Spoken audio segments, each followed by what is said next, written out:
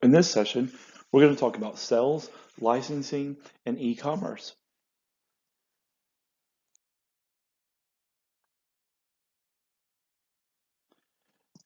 We previously covered contracts and the law of contracts.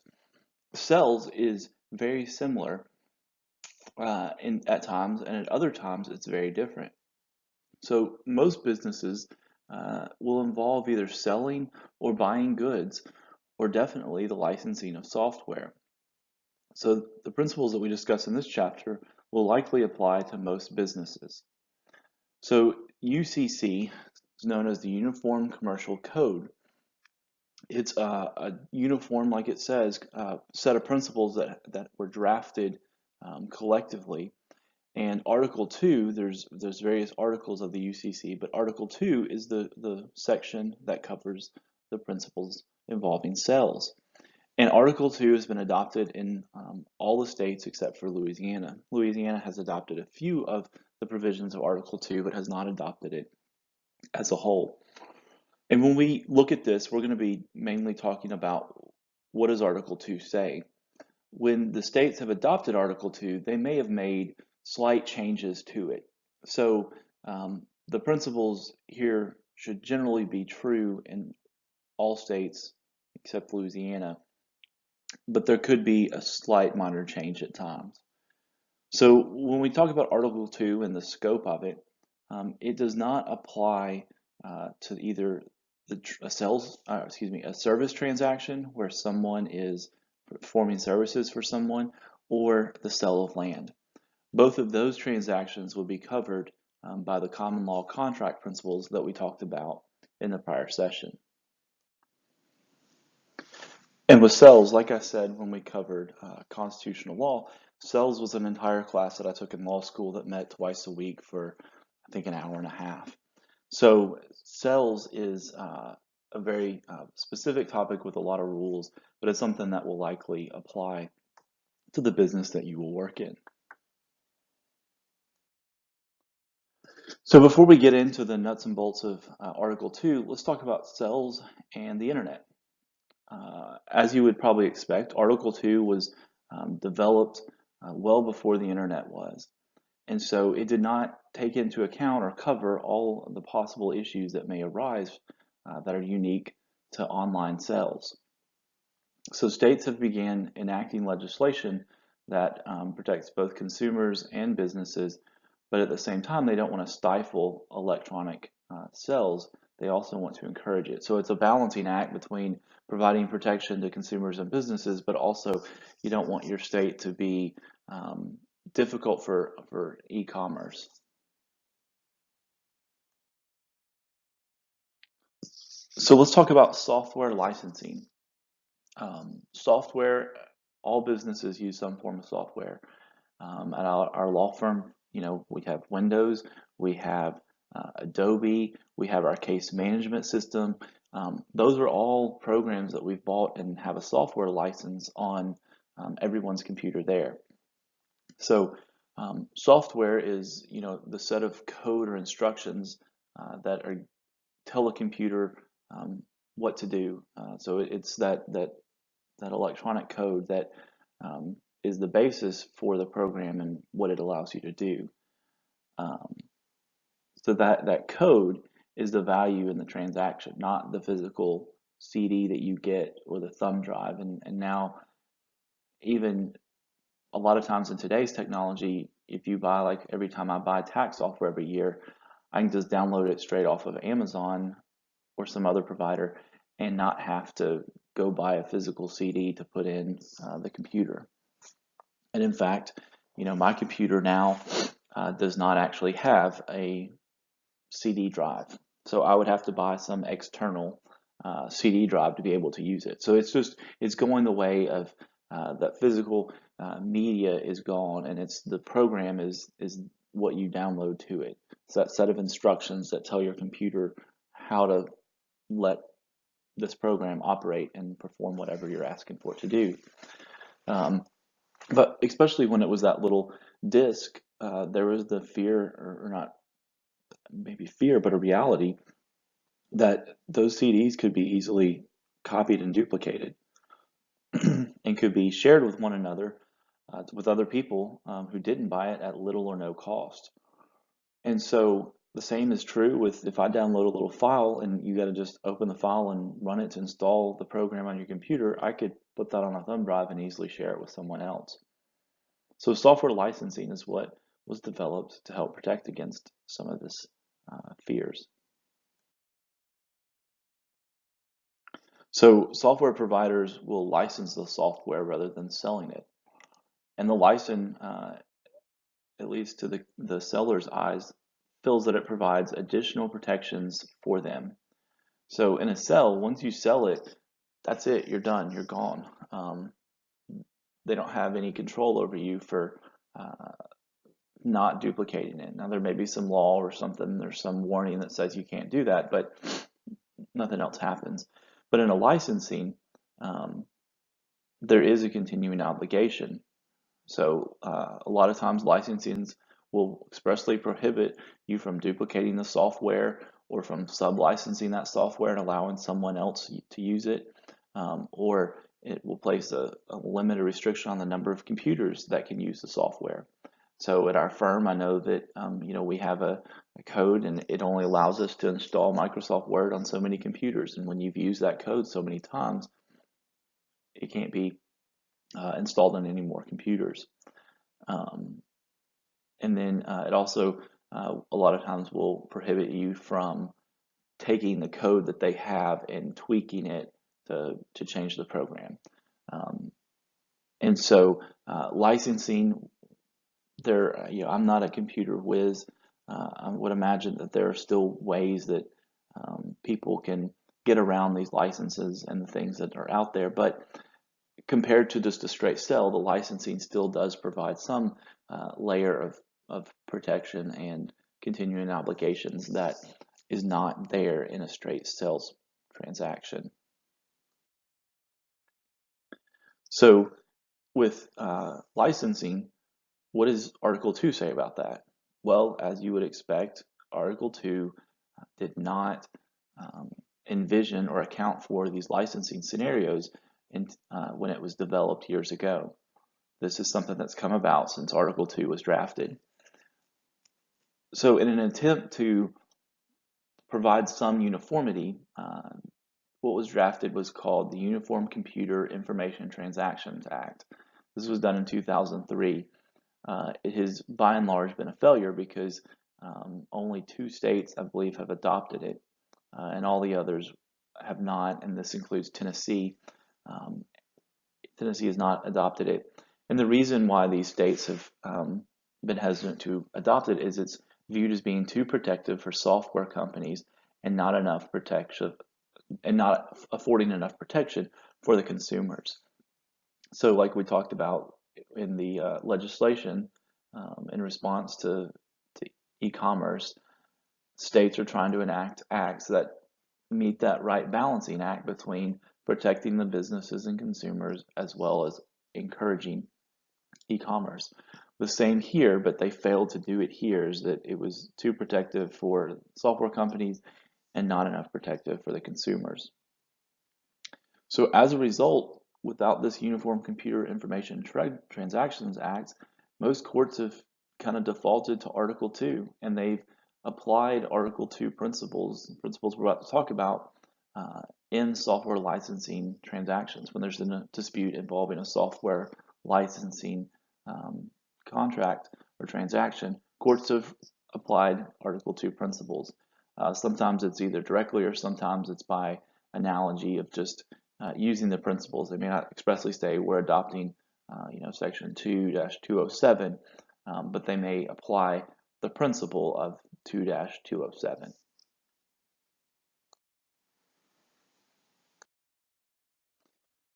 So Article 2 in software licensing instances has been applied to contract formation. It's been used to determine was a license formed? Was there a binding agreement there? It's also been used in what's called the Battle of the Forms scenario. We'll talk about that in depth in a few minutes. And that's basically where you try to decide, there have been competing terms that have been exchanged, and well, what terms make up the license? Warranties is one, is the warranty sufficient, and if it's not, what do we do? And then also you look at, was the license or was the warranty disclaimed, meaning that there is no warranty. Then also they've applied it to determine what remedies may be available for a breach of the license.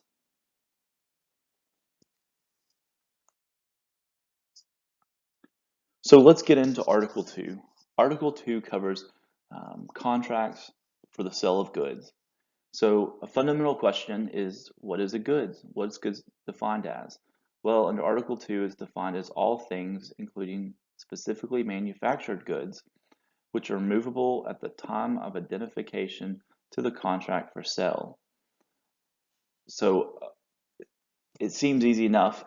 You think, well, you're going to know what it is, but there sometimes are times where they really wrestle over whether something is a sale of goods or not. In the most part, anytime you think of buying, whether it's supplies or product to sell, more than likely you're talking about goods. So some of these examples where it's not been as clear cut is, what about in blood transfusions? So if someone's getting blood, is it the sale of blood to them, or are you providing a service, a medical service? For public policy reasons, courts have enacted a lot of statutes that basically say blood transfusions are a provision of services and are thus not covered by Article 2. It's not a sale, rather it's a rendering of medical services, and therefore Article 2 doesn't apply. Another time it comes up is fixtures. Fixtures is a property term where something has become affixed to real property, to land, and the question is it continue to be personal property, or is it now a part of the land? And so if you, for example, you may put on a basketball goal. That's a personal piece of personal property. But if you dig a hole and you put cement in it and you put it down and it's affixed to your driveway, then it's a lot harder to pick up and just move. And so the question is that goods or is that land? If you're selling the house with that, is that considered goods or is that considered land? Fixtures are generally considered to be part of the land. They're not considered a sale of goods, and therefore it would not be covered by Article 2. So let's talk about contract formation. So as the book says, they have a good line here that contracts for the sale of goods may be made in any manner that's sufficient to show agreement. And that could include conduct by the parties which recognizes the existence of a contract. It's very possible for parties to not sit down and say, let's execute an agreement or a contract for you to sell me this and me to buy that. But the parties' conduct could easily show that they intended for me to be obligated to buy something and you be obligated to sell me something. We'll talk about an example of that when we study the Battle of the Forms in a few slides. So, like we're talking about here, when you have the party's intent, we talked about that in contracts, if the party's intent needs to be expressed in the contract. Well, here, if the intent is for there to be a binding agreement, then the court will enforce the contract. It needs to be clear that the intent is for a binding contract as opposed to just being continuing negotiations, a proposal for terms for an agreement, or a counteroffer. If it's any of those, a proposal, negotiations, or counteroffer, then there's no intent to be bound to a contract, and the parties have not created an enforceable contract under Article 2. So in the UCC is unique in that, in common contract principles that we talked about, you got to define the terms in the agreement. It's got to be stated in the agreement. But in the UCC context, if you don't have important terms then the UCC has a default provision most likely, and the UCC terms will supply any missing terms in the agreement. So contract formation, as we talked about in common law, you've got to have an offer and you've got to have acceptance. Well, Article 2 does not expressly define either offer or acceptance. So offer, we usually default to the common law principles that we discussed in the contract lecture.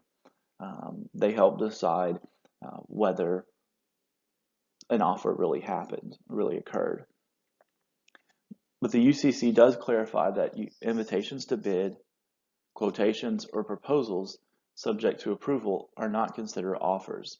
So if you put out a request for proposals for a project, if you're going to buy 100,000 units of some computer chip that you need to make whatever widget you make, then that's an invitation for them to make a bid to give you what they can do. It's not an offer. You haven't offered to buy 100,000 of those computer chips. You've rather inquired as to what your possible options would be.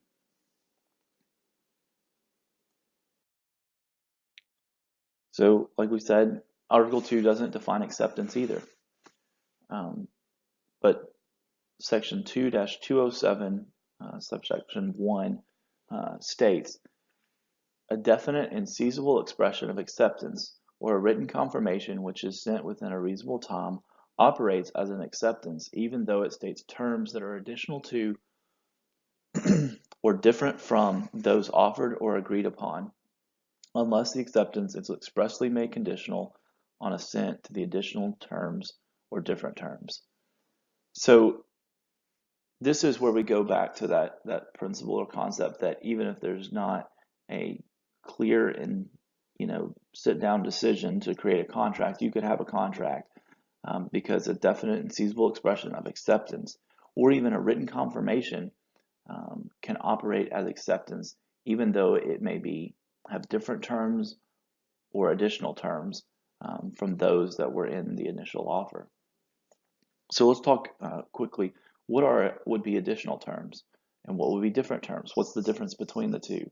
So additional terms are terms that if the original offer is sent and it doesn't have a provision about, say, arbitration or a forum selection clause or a choice of law clause, if it doesn't contain one of those, but the written response that serves as the acceptance, if it does include an arbitration or a forum selection or a choice of law clause or all three, that would be an additional term because it's a term that's additional to the terms that were in there stated in the offer. A different term would be if the offer initially did include, say, a forum selection clause, and that forum selection clause said Tennessee was the forum, but then the response, the written confirmation serving as acceptance, it may have also a forum selection clause. So both of them have a forum selection clause in it. The offer was for a forum selection of Tennessee, but the forum selection of the acceptance may be Kentucky.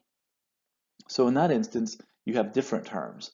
The same term is in each document that's been shared with one another, but they're different. So that's when you have a different term, and when you have an additional term, it's when it really is you have a new term that's being added that wasn't in the initial offer.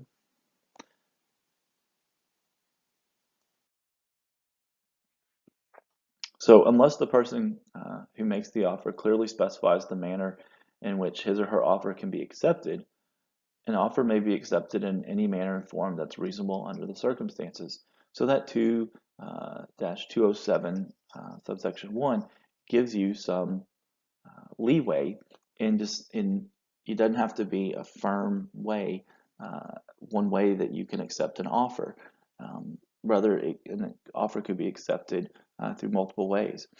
The most common probably scenario is someone makes a request or an offer to purchase goods, and then in response, an acknowledgement form agreeing to the primary terms of the price and the price and the quantity needed or ordered will usually be sent back, and then you've got what are the terms of the agreement. We've got an agreement because we've had an offer and someone's communicated an acceptance of it. And so that's the common example. And that's what usually leads to what's called the battle of the forms that we'll talk about in just a moment, where that initial request that was sent to purchase goods, the initial offer, will have terms. And then the acknowledgement form that's sent back, it will also have terms. Sometimes they're additional terms, sometimes they're different terms. And so you have an agreement most likely there, but you've got to see, well, what are the terms? And that's what 2-207 helps us figure out. So when you make that response that can serve as an acceptance, it's got to be timely. And you've got to communicate acceptance rather than a desire to continue negotiations. Like we said, if you try to seek continued negotiations, it's seen as, a proposal or a counteroffer and not acceptance.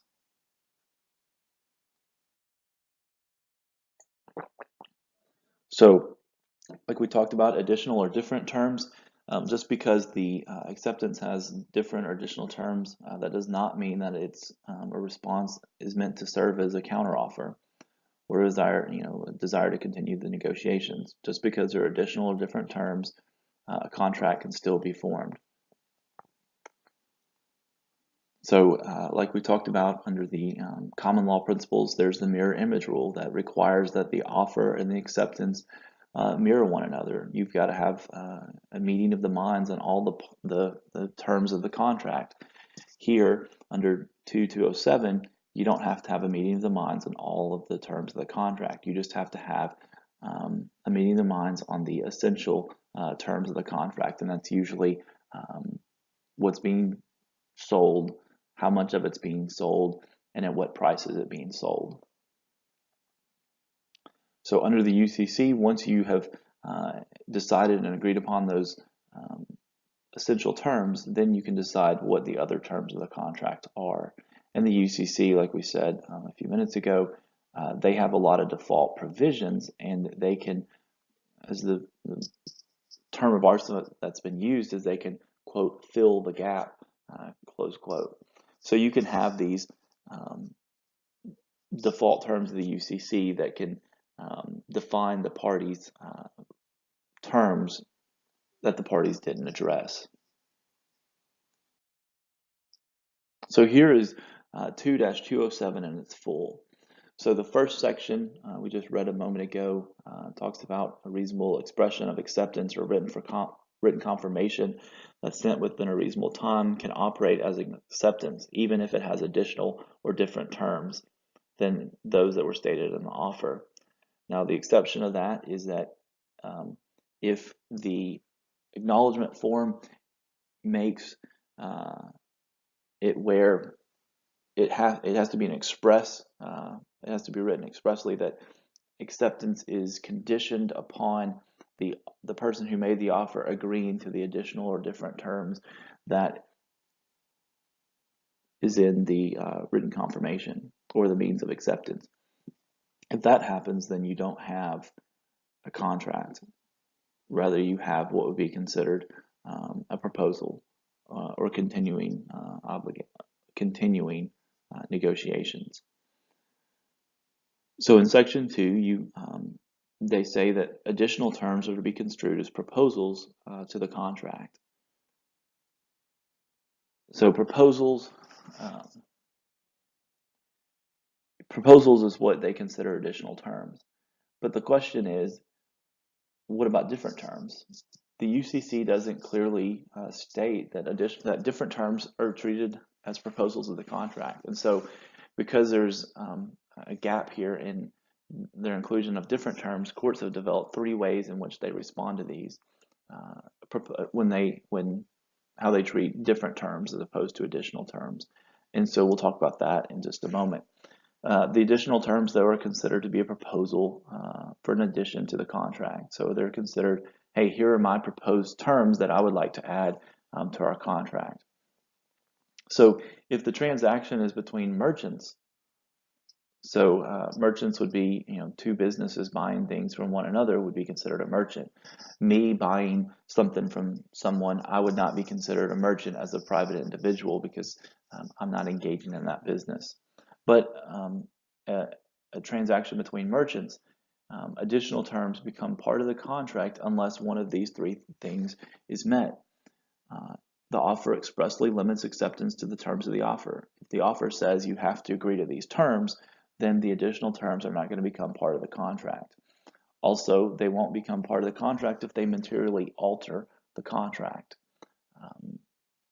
And so, lastly, they'll also not become part of the contract if you provide an objection. Either one's already been given or it's given within a reasonable time after they receive the additional terms. And so you can object to them. If they materially alter the agreement, they don't count. And if it's expressly said that the offer is limited to the terms of the offer. And then lastly, couldn't it be possible that you have one of these scenarios where under one, a written offer is, written confirmation is sent in response to the offer, but it says that acceptance is expressly conditioned upon the person making the offer agreeing to the additional or different terms. If that happens, then under subsection 1, there's no contract. But what if the parties just ignore that, but they still continue on with their transaction? Well, that's where subsection 3 comes in. So you could have conduct by both parties that recognizes the existence of a contract, although the writings of the parties don't establish that contract. So the writings here, the offer and the written confirmation don't line up to establish a written contract, but the parties have acted as if there is one. In those cases, a contract would be found to exist, and the terms of the contract would be those that can be gleaned from the agreement by the parties in any writing. So if there are some terms that they agreed upon in their written exchanges, those would become a part of the contract, and then any missing terms would be supplied by the terms of the UCC. So Article 2 would again be a gap filler and fill the gap of any missing terms. So you've heard me say the term Battle of the Forms a couple of different times. So the Battle of the Forms refers to an instance in which the parties agree to, the essential terms of the agreement, like we said, what they're buying, what the price is, and what the quantity is. But they don't necessarily discuss and agree upon the minor terms, such as what's the warranty, who bears the risk of loss, what's the whether we're subject to arbitration. But instead, the parties rely upon their, quote, boilerplate, close quote, forms that have pre-written favorable terms on it. And so in those scenarios, what it is just like we said, the buyer sends an offer. The offer may say, I want to buy this many at this price for delivery by this date.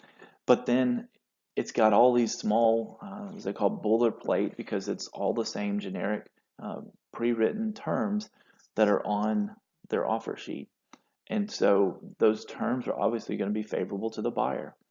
And so those are sent. But then the seller sends back a written confirmation, an acknowledgement form of the agreement of to buy whatever at this date for delivery on this date at this price. And so the essential terms there are met, but they also continue to have boilerplate language, pre-written favorable terms on their acknowledgement form.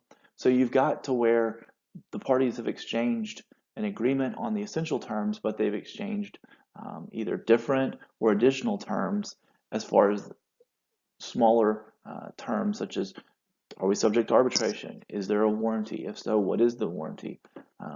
Who bears the risk of loss? When does title of the goods transfer? Things like that may be addressed in this boilerplate language, and that then leads to what's called the battle of the forms. Which form controls? Which term controls?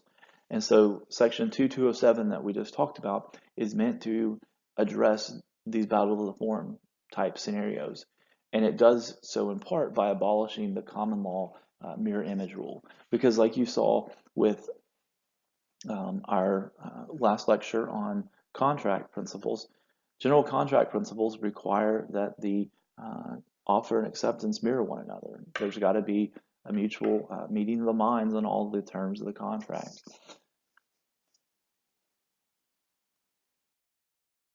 So let's look at an example, and this will help us go through some of these different scenarios that could happen as we examine this.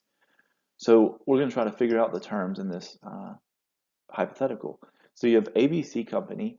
It's a company that has apparently salespeople or people who have to drive cars to visit clients. And so ABC needs new cars for these employees to use to visit clients. So ABC submits a purchase order for 5 cars to Bill's Car Lot. They offer to buy 5 cars at $20,000 each, and they'll pay them within 30 days of delivery. The purchase order contains boilerplate language that's small print on the back of the form that states terms, additional terms that are favorable to ABC. Bill's Car Lot receives it. They agree to the essential terms and they send an acknowledgement form agreeing to sell 5 cars for $20,000 each that'll be paid for within 30 days of delivery. But just like the purchase order form, the acknowledgement form likewise has boilerplate language that's equally favorable to Bill's Car Lot. So you've got an agreement on the essential terms here, but you probably have different or additional terms based on the 2 forms and their boilerplate pre-written language. So the question becomes, is there an agreement? And if so, what are the terms? So form documents were exchanged by both ABC and Bill's Car Lot. There's no signed contract. Do we have an agreement here? And if so, what are the terms? Well, let's examine the possible different scenarios that could play out with this example. First, let's look at acceptance. This is a section 2-2071 scenario. So who's the party making the offer? They're known as the offeror. That's ABC. ABC is the one who submitted the purchase agreement. Bill's, on the other hand, is the offeree. That's the party to whom the offer was made. So an offer was made by ABC. That's undeniable, and because it was a purchase order, it said, I will buy 5 cars at $20,000 each and pay for them within 30 days. And then on their pre-printed form, they had all these other terms. Bill's, did they send a, was there an acceptance? Yes, under the 2-2071, you can have acceptance in any manner, and that includes a written confirmation. The acknowledgement form operates as an acceptance because it's a written acknowledgement, a written confirmation agreeing to the essential terms. So there would be an agreement there as long as Bill's offer, Bill's written acknowledgement form did not make it expressly conditional upon ABC agreeing to the additional or different terms in his acknowledgement form. If that happens, then there's no acceptance. But if there is no express condition that ABC agreed to his additional or different terms, we have a contract that was formed. So let's assume that, like you just said, there was nothing in that example at this time that told us that there was an express condition that ABC agreed to the additional and different terms on Bill's acknowledgement form. So since there's a lack of that express condition, a contract is formed here. But we still got to ask, what are the terms of that agreement?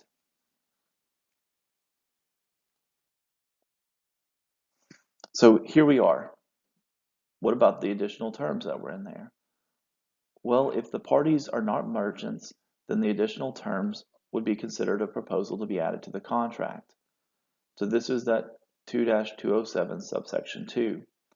But if Bills and ABC are merchants, which they probably are in this scenario, then under 2-207, these additional terms will become part of the contract unless one of those three requirements are met. The offer is expressly conditioned upon acceptance of the terms, or the terms materially alter the contract. For example, a change in the price or the quantity. If Bill says, if an additional term operates to change the price, quantity, or payment, or some essential term like that, these additional terms would not be part of the contract. They would then be considered a proposal. Or if the party objects within a reasonable time, then those additional terms will not become part of the contract. So if any of these three conditions would apply, then the terms would be considered a proposal, and ABC would be required to consent to those terms before they become part of the contract. So when you look at it, courts will often apply what's known as the knockout rule. So you would say, okay, are there any conflicting terms? If so, those conflicting terms are deemed mutual objections and are eliminated as a term. So earlier we talked about maybe the Battle of the Forms happening and there being different form selection clauses. One was, I think, for Tennessee and one was for Kentucky. In that scenario, they would be deemed conflicting terms, seen as mutual objections to it. They didn't agree on where the correct form is, and so those terms would be eliminated. The necessity to have that would then be replaced by any UCC term. So as you can see, additional terms will be treated this way. Additional terms, because they're merchants, would likely become part of the contract, but any conflicting term the knockout rule would be applied, and it would not become part of the contract. It would be seen as a mutual objection, and it would be struck from the agreement. The UCC generic term, default term, would then apply. What about different terms? We're just talking about additional terms. Well, the different terms, as you can probably guess, are likely headed towards the knockout rule. So you have different terms. It's not going to prohibit a contract from being formed. The contract will be formed in the scenario that we had between ABC and Bills because there was an agreement on the essential terms, and the acknowledgement form operated as a written confirmation. So under 2-207, it was a valid acceptance. And there's also no express condition that ABC agreed to any of the additional different terms. Without that, there's a contract that was formed. But we just examined what would happen with the additional terms. Now let's look at the different terms. Like I said earlier, 2-207 does not address how you treat different terms like it does additional terms. So courts have developed three approaches. The majority approach is to apply the knockout rule. That's what we just talked about. That's where the court says any terms that are different are going to be conflicting and are eliminated. Those conflicting different terms are struck from any agreement, and instead UCC provisions will apply. That's the majority rule. A large number of states apply that. There are, since it's not part of the UCC, if this had been written in the UCC, it would probably be treated universally the same way that additional terms do, in that the offer or that the knockout rule would apply to any different terms. However, since it's not written into the UCC didn't expressly address different terms under 2-207, courts have developed these three different ways. I would say that that the knockout rule is the appropriate approach to apply, but other states have disagreed and applied something different. So the next, I label it the middle approach, but just means that it's the approach in the middle between the three. in that more states apply this than the third approach down here, which is the minority approach. But both 2 and 3 are considered minority opinions or approaches, but the second one's just not as small number of states that use it as states that use number 3. So the second option that some states have applied is that they just ignore the different terms and the terms from the offer control. I don't like that approach just because is it fair that the offerers, the buyer, the one who made the offer, that his terms control or her terms control? It doesn't seem fair to me that there's no consideration of the seller or the person that is accepting the offeree. So I don't like that. I think that the knockout rule is a better thing because there was no meeting of the minds on any of those terms. They agreed to the essential terms, but they didn't really work out the minor terms. And so it doesn't seem fair for them to say, well, one party, we're ignoring yours, but we're accepting the other one. So then we have the third approach is which the offer's terms will control over the different terms in the acceptance only if the acceptance terms are materially different. So you would accept, essentially, it's kind of a blending of the two, but I still think that the knockout rule is the best approach because the UCC provides a mechanism because they've got all these default principles. They can provide and fill the gap, as the term of art's used, when you have missing terms. And so I think the UCC provides that, and there's no agreement on them. So to me, the best approach is the knockout rule, which is the majority approach. Now let's change our facts a little bit. Let's look at a scenario that was referred to as a conditional response. So now let's assume that when Bill sent the acknowledgement form, they make acceptance expressly contingent upon ABC's agreement to Bill's additional or different terms. This is that 207-1 scenario where the conditional clause applies. So in that instance, there was no contract unless ABC expressly agrees to Bill's additional or different terms. So here's a quote of the suggested language that the UCC provides for you to use when you want to make acceptance expressly contingent upon agreement to the additional or different terms. Quote, acceptance is expressly made conditional on assent to the additional or different terms.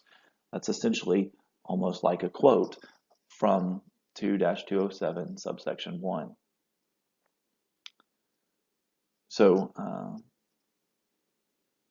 then we have here under 2-2072, in this scenario, those additional terms would be considered a proposal. In other words, it would continue negotiations, be seen as a counteroffer, and the parties would just continue with their negotiations, and there hasn't been a meeting of the minds yet. There's not an agreement on the essential terms, and no contract has been formed. So in this scenario, the acknowledgement form is considered a conditional response. This is a counteroffer. It's not an acceptance. But what if there was no agreement? But what if both Bills and ABC acted like they had agreed on it? Even though it was just technically considered a conditional response, what about if they still continue on and they act like there was an agreement? So Bill's acknowledgement expressly required ABC to consent to the additional terms, and ABC never consented.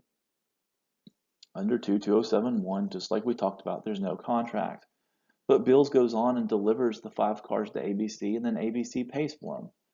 Well, what do we do now? This is where 2-207 subsection 3 comes in.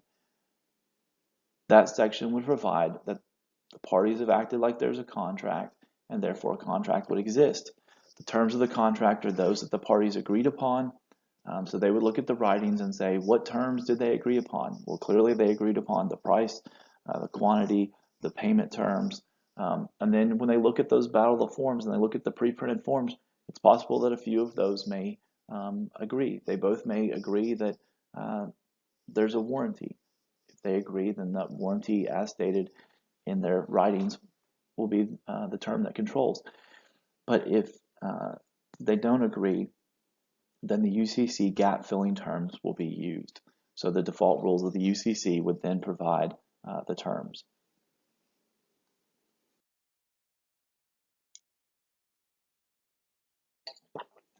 So that takes you through the hypotheticals under 2-207 that can occur in a sales transaction, especially in the context of the Battle of the Forums, where you have some question about what they agreed to and what they didn't agree to and what the terms are. 2-207 has a system set up along with some other approaches developed by the courts that allow you to determine what the terms of the contract would be and whether there is a contract. Now let's look at the statute of frauds. So the UCC has a statute of frauds that requires a contract for the sale of goods that cost $500 or more to be in writing. If it's not in writing, it's otherwise considered unenforceable. So to be enforceable, there must be some writing. It doesn't have to be an entire contract, but there has to be some writing that's sufficient to indicate that a contract for the sale of some good has been made between the parties. And then the writing must be signed by the party against whom the enforcement is sought, or by an authorized agent or broker. And so you've got to have some writing that shows there was an intent to create a contract for the sale between the parties. The party against whom you're trying to enforce it must have signed that writing. And then the writing must also identify the quantity of the goods sold. So you don't have to necessarily have the price in writing, delivery terms, any of that, but you've got to have the number of goods sold in writing. The reason for that is that courts believe, well, we can find a price based on market values, but they can't calculate damages without knowing the quantity that is to be sold. So that's why they require that the quantity be in writing. So you've got to have some writing indicating an intent for there to be a contract for the sale of goods between the parties. The party against whom you're trying to enforce that agreement has to have either signed it or had an authorized agent sign it, and then you've got to identify the quantity. So the writing requirement is very lenient. Like the scenario that we were just talking about between Bills and ABC, those writings would be sufficient. And most of the time there is some form of signature on both the purchase order and the acknowledgement. So there would probably be a signature. So like I was saying, with the writing being lenient, the comment in the UCC even states that the price, time, and place of payment or delivery, the general quality of the goods, and any particular warranties are all terms that can be excluded from the writing. So those don't have to be in writing. All that you have to have is the intent, a signature, and then you've got to have something that identifies the number of goods.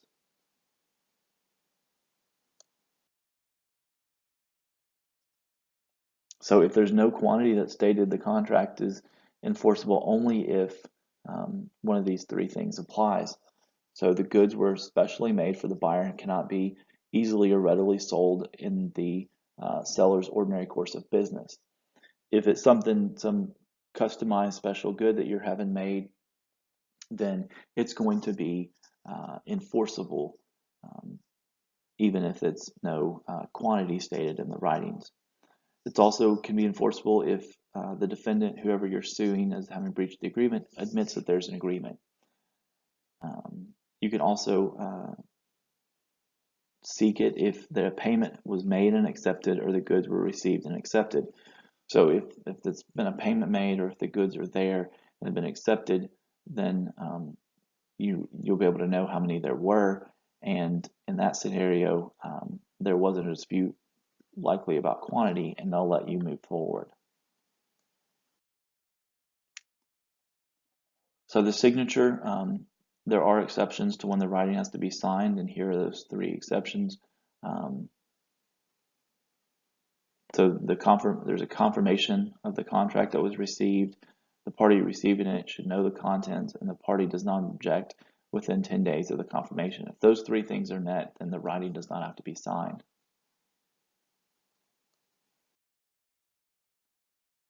So statute of frauds in e-commerce, and we talk about a signature. Well, how do you sign something online? It's hard to give a written signature. Um, Through a couple of acts that we'll talk about that have been developed, majority of states and courts treat contracts that are executed electronically with the same force and effect as a traditional paper contract. So the contract that you would sit down and historically have signed on written paper in front of people and everybody would have signed it, that there's no difference between that and something that you agree to electronically. So say you apply for and obtain a loan over the internet. You apply for a student loan, you get it. In that instance, you've agreed to something. They haven't sent you a agreement, and you've physically signed it and sent it back to them. Likely in that scenario, in today's times and technology, you have agreed to it by checking a box or clicking something verifying that you were electronically signing it. That's accepted and has the same validity and effect as a paper signed copy. So one of the acts is the Uniform Electronic Transactions Act. Does four things. It says that an electronic signature is enforceable, an electronic contract is enforceable, an electronic record counts as being written. So if there's some requirement that it must be that an agreement must be in writing, an electronic record would count as being written in writing. And then an electronic signature is valid and binding. So there's not a defense to say, well, they didn't physically sign this, there's only an electronic signature. We don't have an enforceable agreement. Or the contract is electronic. It's not enforceable. Those under the Uniform Electronic Transactions Act, those are not valid defenses. It cements this principle that contracts executed electronically are given the same force and effect in the law as paper contracts. So the e-Sign Act is another federal law that requires that electronic signatures and contracts are valid and enforceable. It's very similar to the prior one, and it will preempt any state law that is contrary. So in today's times, electronic is just becoming the standard, really, and with that happening, electronic signatures, electronic contracts are valid and enforceable. However, there is no requirement that you have to use or accept electronic records or signatures. It's voluntary. So if you want to, in your business, still continue with paper copies and require paper contracts to be signed, it's 100% allowed. You don't have to have a signed copy electronically. You can continue your practice of requiring papers. And if there is a requirement that a record be provided in writing, you can't automatically provide an electronic copy as a substitute. You've got to have the person's informed consent before you substitute electronic records for a required written record. You've heard me a couple of different times say warranties. Well, let's talk a little bit about warranties. So when goods are delivered that do not meet the expectations or what you're led to believe that they will be, the buyer may sue the seller for breaching either an express or an implied warranty. The UCC provides three types of warranties. One is an express warranty. Two is the implied warranty of merchantability. And lastly, there's the implied warranty of fitness for a particular duty. So an express warranty is what you would expect it to be. It's where the seller makes an explicit express guarantee, like a promise, that the goods that they're selling will have certain qualities or characteristics. They'll be able to do a certain thing. So under section 2-313, where an express warranty exists, there must be these two requirements. So the seller must make a statement of fact or a promise about the goods sold, or provide a description of the goods sold or a sample or model of the goods sold. So there's got to be some communication, some basis for them to believe that it has certain qualities or characteristics. And then that statement, description, sample, or model must be, quote, part of the basis of the bargain, close quote, between the buyer and seller. that is a fancy way of saying the buyer must be relying upon that certain quality or characteristic. So they're going to buy something that you give them. You're going to buy, say you're a gun store and you're going to buy a bunch of guns, and you are looking at whether to buy a certain model. Well, the seller may say, hey, take this one and check it out. Here's a model. Well, the model is really customized and it's um, got a really nice finish on it, and the holds a lot of rounds. It's got a nice trigger to it, and the uh, buyer is going to think, wow, this is a really nice gun at a very competitive price. I'm going to buy it. And so he places an order and buys it based on that sample and believing that the gun I'm getting is going to be like this one. The guns I'm going to get to sell in my store are going to be like this one, and I can sell a lot of them. Well, if in reality the model that was given was a customized model that included, an upgrade on the magazine size of the number of bullets it can hold to, it had an upgraded finish on it that made it look nicer than the standard one. If all those were custom upgrades and what they get is different, they get the generic model and it lacks those upgrades, those customizations, then the buyer may have an express warranty claim because the seller, by giving them um, the descriptions of the good through the sample or the model, conveyed to them that this is what you're getting. You're going to have these upgrades on it, when in fact they weren't there. And so the buyer would be relying upon what they saw from that model to cause them to buy the goods that are being sold. So they're relying on the certain qualities and characteristics of that gun. So an express warranty differs from puffing, and it's you've got to consider, well, is this puffery or is this an actual express warranty? So if there's just mere puffing, there's no warranty that would exist. Puffing is where a seller is expressing an opinion as opposed to a guarantee. So an express warranty is something about the facts. This car will do, X, Y, and Z. They're telling you that it'll do something. But if they're saying, oh, this car is one of the fastest on the road, well, that's just an opinion. That's not guarantee, and a guarantee of this car will be the fastest on the road. So if the seller is merely expressing opinion to try to help sell you something, that's not going to be an express warranty. They've got to be telling you, promising you something, some factual basis about the goods.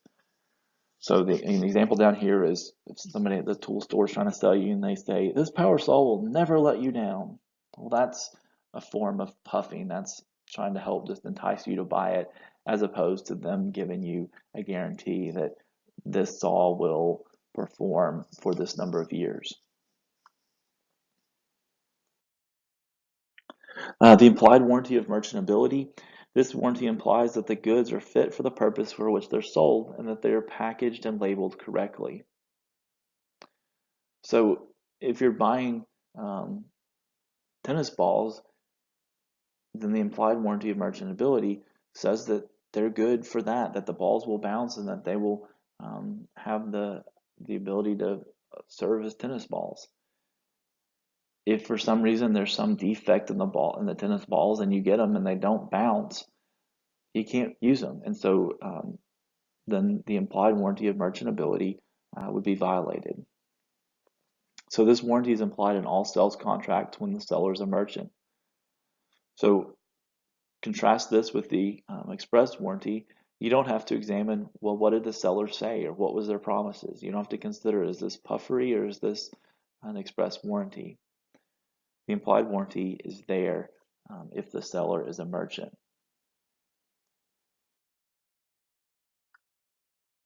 So the key is whether those goods perform as a reasonable person would expect them to. You can't buy tennis balls and have some odd use for them and then say they don't meet this use. Well, they're not intended to necessarily meet that use, perhaps. They're intended to serve as tennis balls to bounce and hit with your tennis racket. So a lot of times to determine whether they meet what a reasonable person would expect them to, or what your expectation is, you look to the contract's description. What you may have said in the contract and agreed that they would serve a certain purpose, and you would look to see if they comply with that. If there's no description, then you resort to the ordinary use, that the ordinary purpose for the good. So in the tennis ball scenario, you would expect and examine, do they serve as tennis balls? Do they bounce? Can I hit them? Can I play tennis with them? But if the contract described that they're going to be used for some other specific purpose, then you would judge it by that specific purpose. So we have the example here. If a contract is for the sale of a vintage unique car, but the car doesn't operate, then it may not be merchantable if it was intended to be driven. But if the car was intended to be a display car in a museum, then it would be merchantable. It would be able to meet the purpose for which it was intended, which is to serve as a piece in the museum. So then we have, lastly, the implied warranty of fitness for a particular purpose. This is the warranty that guarantees that the goods are suitable for a purpose other than that ordinary purpose. So like we were just talking about before, this is where the warranty that applies if you have a unique use for it. So for this warranty to apply, these 4 requirements have to be met. The buyer had a particular purpose for the goods. The buyer has to communicate that particular purpose to the seller. The seller should have reason to know it. Then the buyer has to rely upon the seller's expertise, and the seller has to know of that reliance.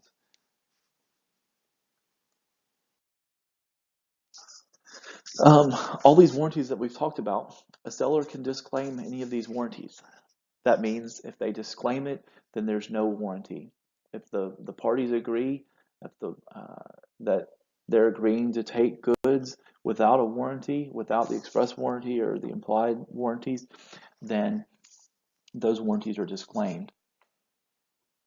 So an express warranty is real easy for a disclaimer in that the seller can just avoid making any express guarantees or promises. If they don't expressly agree or guarantee or promise anything, there's not going to be an express warranties.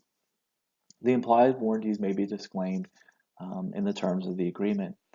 So the merchantability warranty disclaimer has to state the term merchantability, and it has to be conspicuous, meaning that it's something not buried deep in some generic battle of the form type terms. It's got to be somewhere that can be seen. So a lot of times this is where you'll see the warranties that are written in bold, all caps across the product, and it will say merchantability. It's conspicuous where you should be able to see it, and it's got to be in writing. You can't disclaim a warranty, either one, implied warranty, by just telling them, hey, let's agree that this isn't a part of the agreement. So if you're disclaiming the fitness for a particular purpose warranty, then the disclaimer must be conspicuous and it must be in writing. There's no requirement that you use a specific term like there is in the implied merchantability warranty. So the implied warranties, a common way that they're disclaimed is when you use the phrase that this is sold as is, meaning you're buying it, any risk of problems or defects in it, you're assuming that risk. You're buying it as is, and so the condition it's in when you buy it is the condition you get it in. There's no guarantee that it will work for a year or 5 years or anything like that.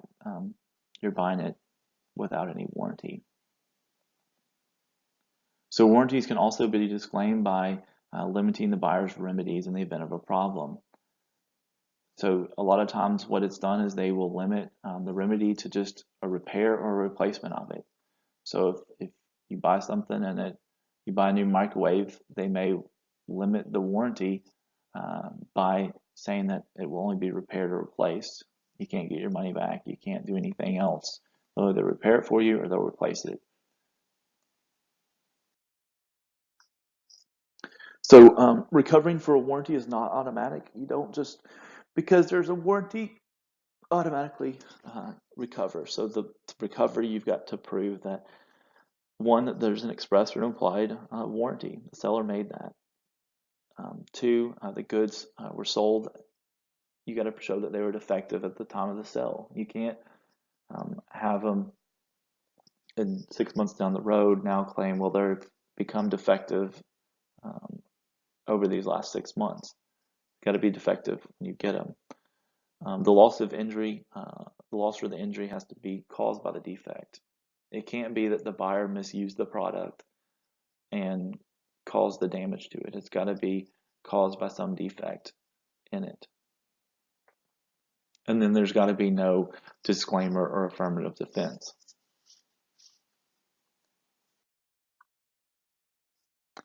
Let's talk about transfer of title.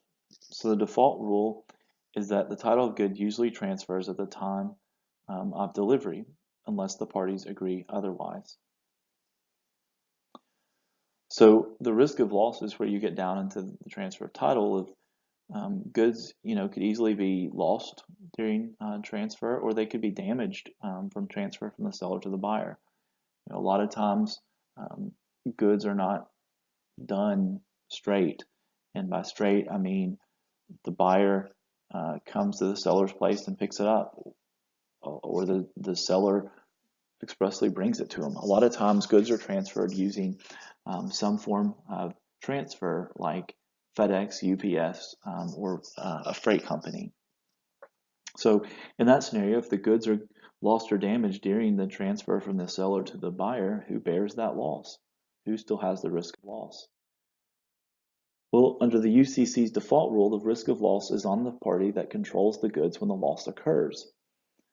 So the default is that unless it's agreed otherwise, the risk of loss transfers when the goods are delivered to the carrier or tendered to the seller at a specified place. So the risk of loss will transfer once the seller has delivered the goods for shipment to either UPS or FedEx.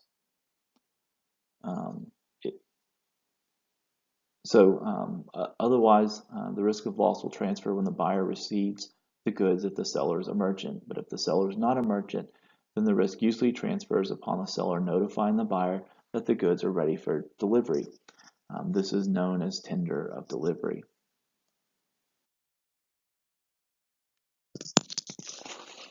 All right, let's talk about non-conforming goods. In a perfect world, all delivery of goods would work. There wouldn't be problems, there wouldn't be defects. So in the general sense, the buyer is obligated to pay for goods.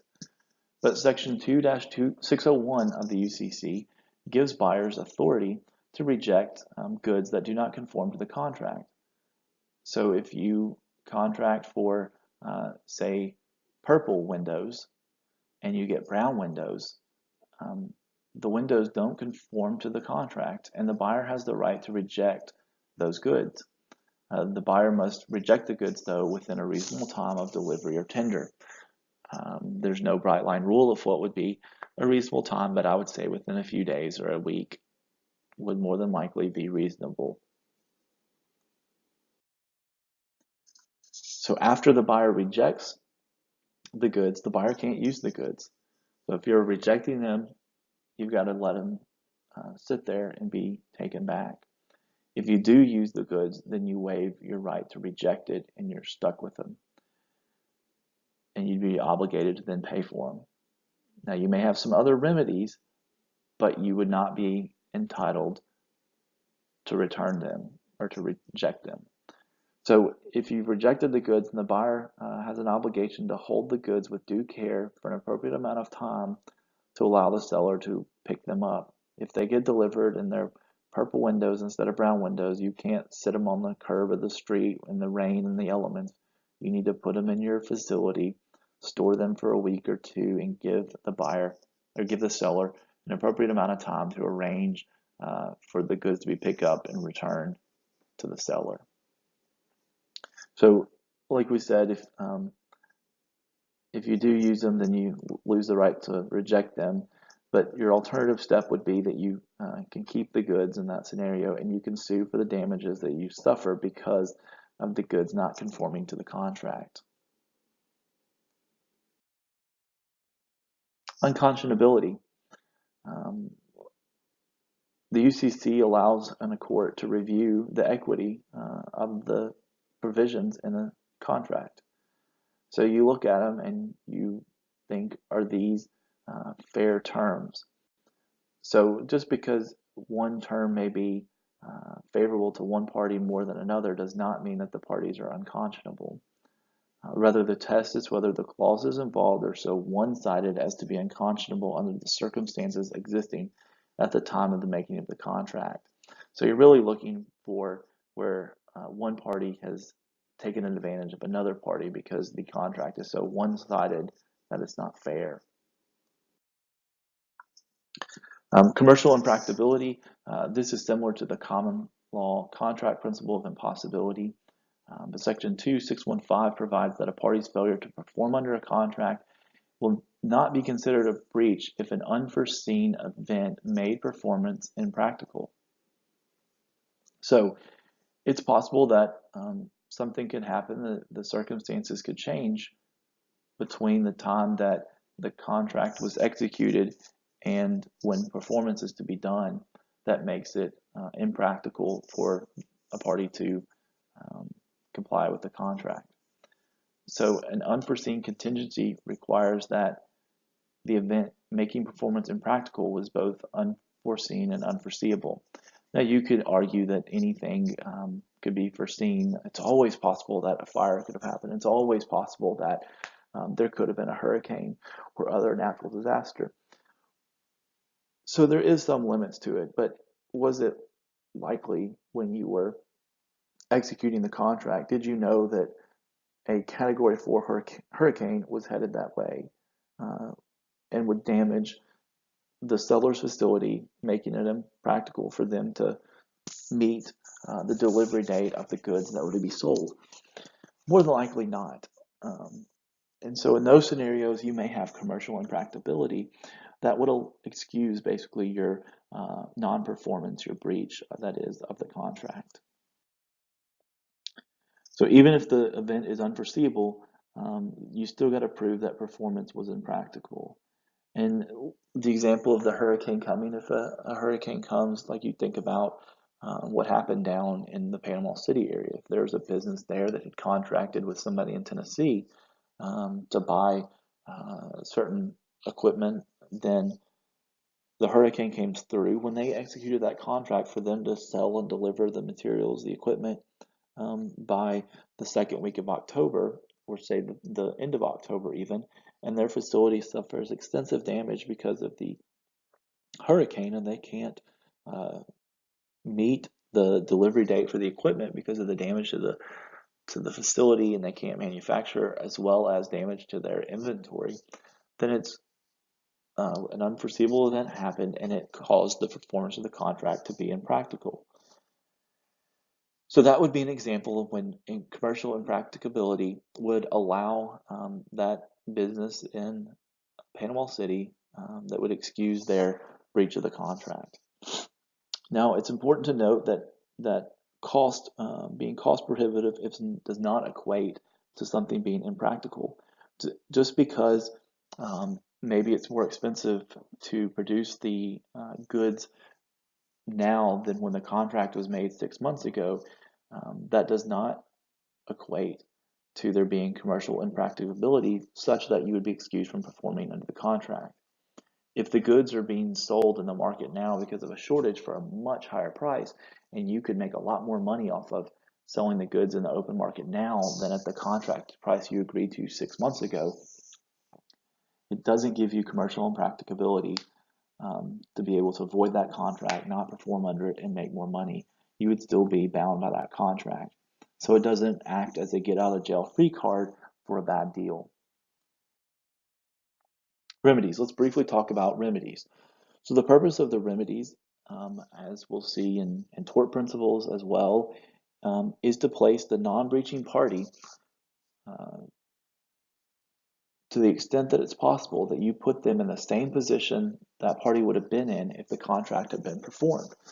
So you try to make them whole, so to speak, so that they are not any worse off than they would have been they're in the same spot that they would have been in if the contract would have been performed. And the usual way that this is accomplished is through awarding money damages. You can a lot of times quantify, well, where would they have been? What would their value have been if the contract had been performed? So the seller's remedies, the seller can recover, and here's the formula: is it's the difference between the market price at the time and location of delivery um, and the unpaid contract price. Plus, you would be entitled to any incidental damages less the expenses that you saved by the breach. So if you can, you would quantify it through this formula. And so if that, though, ends up being inadequate to put the seller in the same place that the seller would have been in had the contract been performed, then the seller may be entitled to recover lost profits, the profits that they would have received if the contract had been performed. The buyer's remedy is similar. The buyer's, if there's a breach by the seller, the buyer's allowed to, quote, cover, which that means they go out in good faith and they purchase substitute goods. If they do that, then the measure of damages is you subtract the cost to cover. From that, you subtract the contract price. So that's what did they have to pay extra because of the breach? They would get their extra cost to get, because they've got the goods that they needed when they covered. It just may have cost them more. So they're going to get to recover that additional cost to them. Plus, they're going to get any incidental or consequential damages that they incurred because of the breach.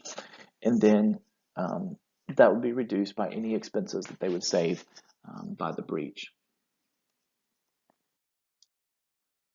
But if the buyer does not cover, then the buyer is entitled to direct damages, which would be the difference between the market price at the time that you receive the notice of the breach less the contract price. So that's should cover your profits. If the market price is equates to $100,000 and the contract price was to get them for $75,000, then you're going to get your $25,000 of a profit that you would have lost, plus any incidental consequential damages that are reduced by the expenses that you save.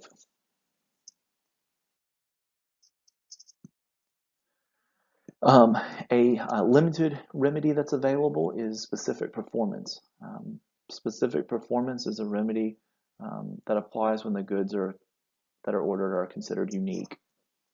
So that is where they're goods that are ordered for a specific purpose, they're customized, they're goods that can't easily be, it goes back to like the goods that can't easily be sold in the normal course of business. If they're unique, a court may order the seller to deliver the goods to the buyer as opposed to awarding money damages. So just an example here is if the contract is for the purchase of custom one-of-a-kind guitar that was played by Jimi Hendrix, the court may order specific performance. You can't go out and necessarily buy that one-of-a-kind guitar that's played by Jimi Hendrix at your local music store. In that instance, it would be a unique good in which a court may order specific performance.